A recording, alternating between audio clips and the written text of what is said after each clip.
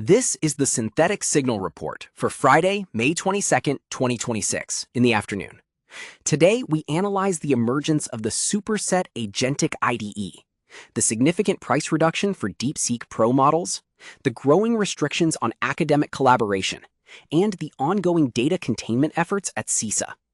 We also cover the potential impact of AetherWeave on Ethereum security and new developments in neurofabrication biocomputing.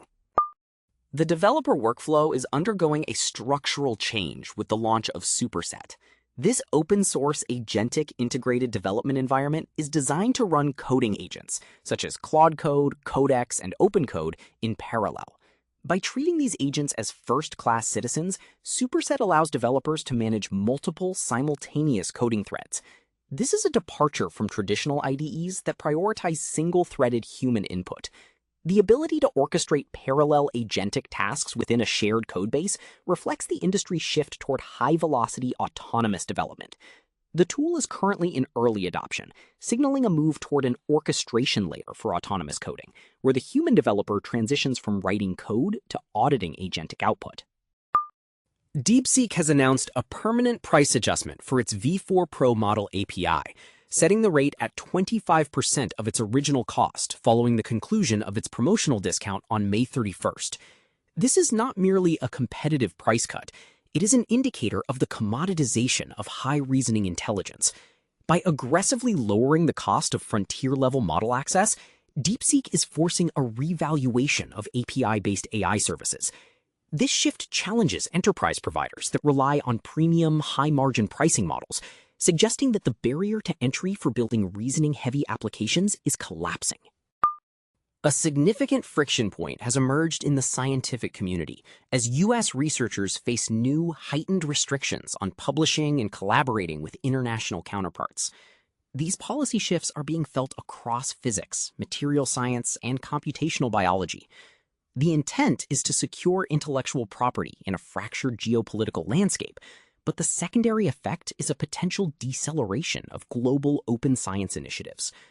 For research institutions, this necessitates a new layer of compliance infrastructure, as the technical cost of validating international partnerships now risks stifling the pace of collaborative innovation.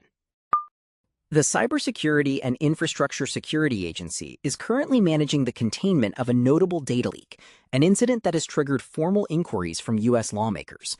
While the scope of the exposure remains under investigation, the event highlights the fragility of federal security apparatuses that govern critical infrastructure.